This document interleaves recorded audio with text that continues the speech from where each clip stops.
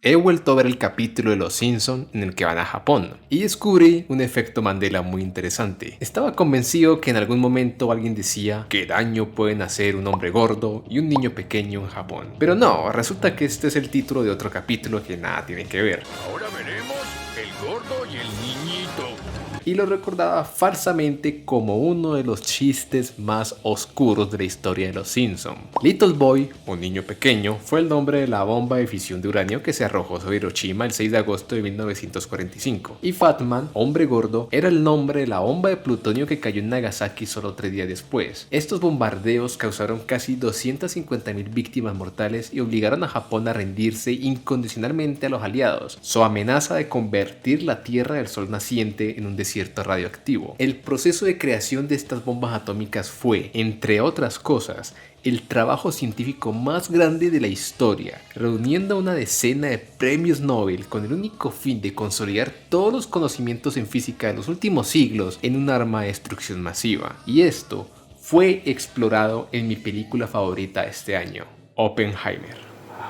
And now I am become death, the destroyer of worlds.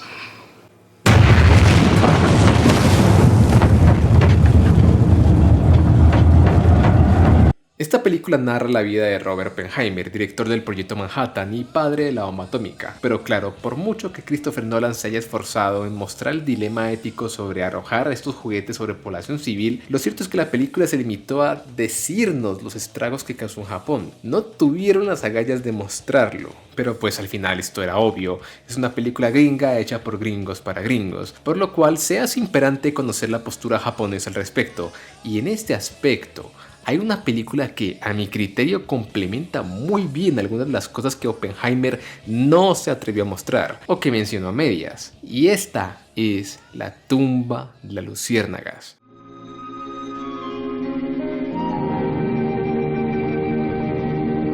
Un filme que es considerado por muchos una de las mejores películas antibélicas de la historia, al lado de maravillas como Full Metal Jacket o como El pianista, una de mis películas favoritas de todos los tiempos. Me gustó tanto que no quiero volverla a ver en mi maldita vida. El día de hoy vamos a hacer un ensayo histórico y reflexivo tomando como base estas dos obras de arte que nos muestran la perspectiva estadounidense por un lado y la japonesa por el otro. Y lo haremos con base en una pregunta: ¿por qué ni Tokio ni otras ciudades más grandes fueron bombardeadas con bombas nucleares? No siendo más, comencemos.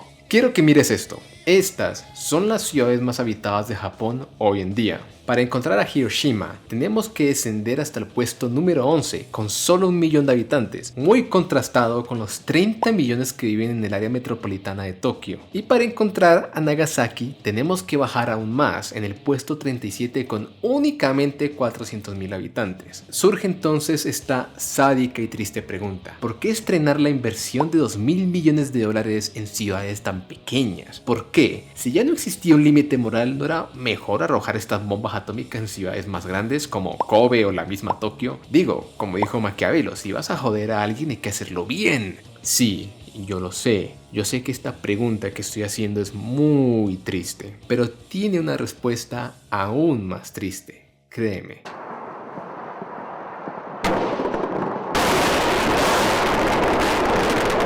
Los niños de los 90 crecimos viendo los noticieros los impresionantes bombardeos aéreos sobre Bagdad, pero estos eran un poco diferentes a los bombardeos de la Segunda Guerra Mundial. Los estadounidenses bombardearon la capital iraquí buscando eliminar posiciones tácticas de defensa para luego mandar a todo su ejército terrestre a tomar la ciudad, es decir, que eran bombardeos tácticos. Y claro que más de un civil terminó recibiendo el abrazo de libertad, pero ellos no eran el objetivo, o eso decían. Por el contrario, los bombardeos de la Segunda Guerra Mundial buscaban hostigar a la población civil y desgastar a los ciudadanos hasta que no quedara más camino que la rendición, o eso decían. Cuando ya era seguro que Alemania iba a perder la berraca guerra, los aliados lanzaron un bombardeo descomunal sobre la ciudad germana de Dresden en febrero de 1945. El bombardeo fue tan intenso que se creó una tormenta ígnea resultando en 40.000 muertos y la completa destrucción de la ciudad.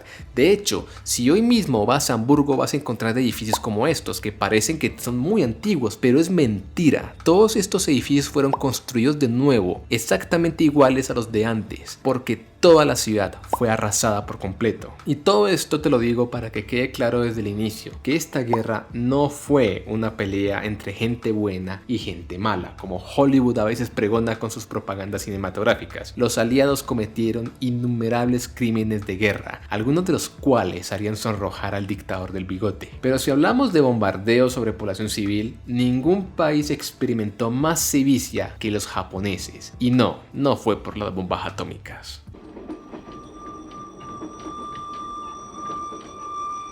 Si la cifra de 250.000 fallecidos por las bombas nucleares te hela la sangre, entonces lo siguiente que te voy a decir te va a perturbar bastante. Pon mucha atención. Antes de los bombardeos de Hiroshima y Nagasaki, los estadounidenses ya habían a 400.000 civiles con sus bombardeos, es decir, casi el doble del que murieron debido a las bombas atómicas. Y aquí es donde la pregunta que nos planteamos empieza a tener respuesta. La película de la tumba de las luciérnagas abre con uno de estos bombardeos. Si te preguntas en dónde transcurren los actos de esta película, es en Kobe, esta ciudad de aquí. Y a pesar de ser una película animada, nos presenta una caracterización muy realista. Por ejemplo, la lluvia negra. Esto es lluvia negra por causa del bombardeo. Después de una tormenta ígnea suele suceder la formación de pirocumulonimbus, una especie de nube que es alimentada por los gases de combustión y el material particulado, y que suele terminar en precipitaciones que arrastran consigo todos estos materiales y desemboca en una lluvia de material negro y viscoso que no es otra cosa que agua contaminada. Este efecto está muy presente en la memoria japonesa y fue retratada en otras películas como en Hadachi no Yen, Pies Descalzos, que entre otras cosas se atreve a mostrar el bombardeo nuclear con imágenes tan fuertes que no puedo colocarlas aquí, o si no YouTube baja este video. Pero el detalle más importante es el siguiente. Lo que estás viendo en pantalla es una demostración del funcionamiento de las bombas incendiarias M69. Consistían en un racimo de cilindros repletos de gasolina en gel o napalm que se desprendían al ser arrojadas. En cuanto tocaban el suelo, estallaban y esparcían todo el combustible encendido a su alrededor. Estas bombas no eran potentes. Su objetivo no era generar una onda de choque, sino incendiar todo a su alrededor. Como puedes ver, son muy diferentes a las bombas que se lanzaron sobre Bagdad, y esto lo vemos en la película.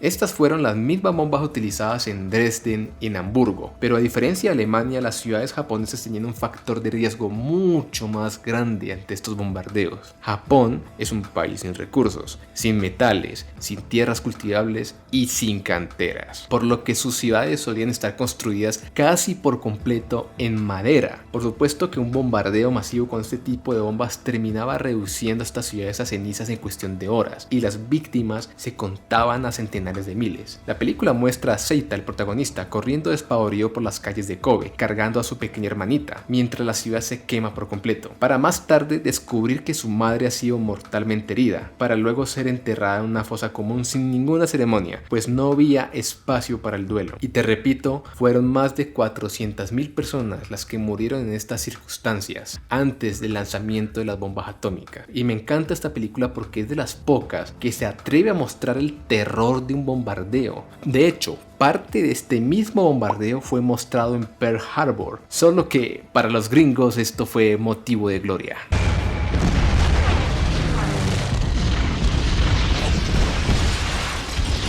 Y te preguntarás, ¿por qué esta sevicia por parte de los estadounidenses? Y te lo recuerdo, en esta guerra todos tuvieron que quitarle la correa al monstruo que llevaban dentro. Y los japoneses no fueron ajenos a esto. Muy recordar la masacre de Nankín, en donde el ejército nipón pasó por la espada a 100.000 ciudadanos chinos. La verdad es que en este momento ya no existía un baremo moral, ni por parte de los aliados ni de las potencias del eje. Y para la muestra, quiero que leamos la siguiente cita de Arthur Harris, que era el mariscal de la Royal Air Force. El objetivo de la ofensiva combinada de bombardeos debe expresarse sin ambigüedades, como la destrucción de las ciudades alemanas, el asesinato asesinato de trabajadores alemanes y la alteración de la vida civilizada en toda Alemania, la destrucción de casas, servicios públicos, transporte, vidas humanas, la creación de un problema de refugiados a una escala sin precedentes y la caída de la moral tanto en el país como en los frentes de batalla por el temor a los bombardeos prolongados e intensificados, son objetivos aceptados y previstos de nuestra política de bombardeos. No son subproductos de intentos de atacar fábricas. En pocas palabras, lo que Arthur Harris sugiere aquí es algo parecido a lo que hacías cuando jugabas Age of Empires: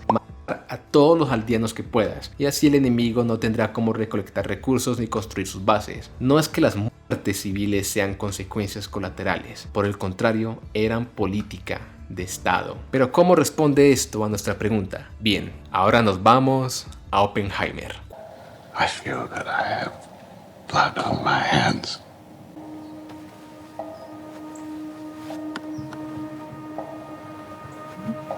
Cuando Opie está reunido con los altos mandos militares, entre ellos Henry L. Stimson, secretario de guerra por aquellos años, este último manifiesta tener una lista de 12 ciudades japonesas propuestas para arrojar la bomba, y él decide tachar a Kioto de la lista porque fue de luna de miel allí. I've taken Kyoto off the list due to its cultural significance to the Japanese people. Also, my wife and I honeymooned there.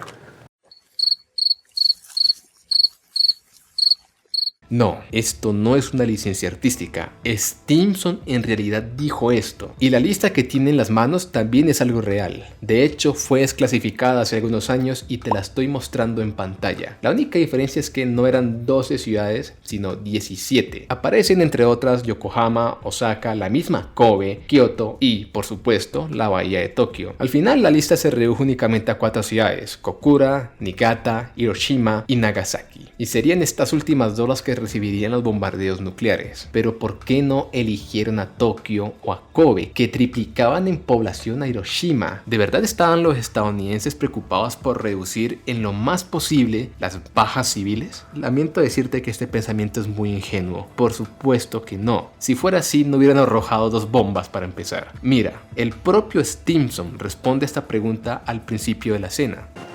The firestorm in Tokyo killed 100,000 people, mostly civilians.